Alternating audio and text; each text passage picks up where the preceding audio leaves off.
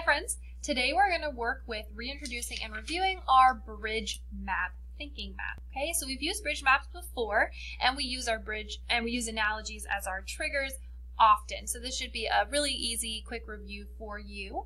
But we're going to review it in terms of proper nouns, using proper nouns as our start. So as you guys know, I say every time it is important to have a title with your thinking map so that the reader can see what your map is about easily. So our bridge map is going to be titled Proper Noun Bridge Map.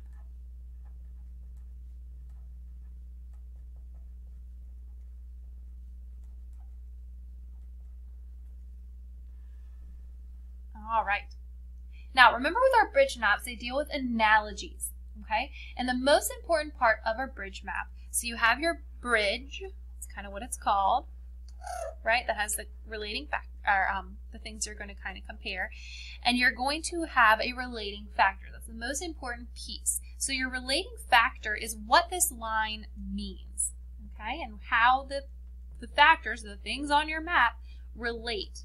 And it's always important to clearly label your relating factor, again, so it's easy for the reader to understand. And for yourself, because we use these to help organize our thinking for writing and so forth. All right, so our relating factor for this bridge map is going to be, is a proper noun example of A. All right, and I'll show you what I mean by that. So for example, my first piece of my bridge map, I'm going to come up with a proper noun example, Miss Davis. And the relating factor, which is what this line means, so we have that line there to show that that's what that line means. Miss Davis is a proper noun example of A, and I'm going to come up with a common noun that goes along with that. Because remember, proper nouns are the specific nouns. So Miss Davis is a proper noun example of a teacher, right? Or you could say of a woman. Those are common nouns that Miss Davis could be a proper noun example of. So that's what that line means. Miss Davis is a proper noun example of a teacher. Just like, so as, let's say Mrs. DeWitt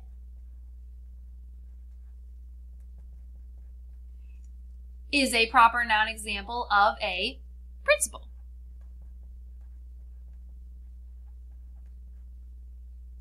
As, just like Chick-fil-A, I had to get Chick-fil-A in there, as Chick-fil-A is a proper noun example of a restaurant.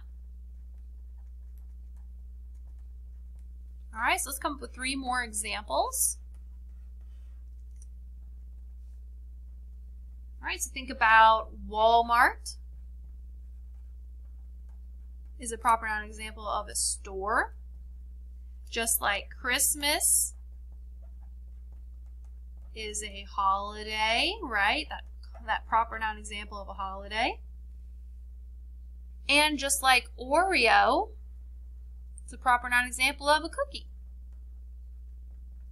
So the main things to remember with a bridge map, like I said, we've used these often. We've used them with synonyms and other things in the past. And we use analogies, which is a big fancy word for this, how they relate like this, as our vocabulary triggers multiple times. Okay, so it should be a good review for you. But the most important parts of a bridge map is this relating factor.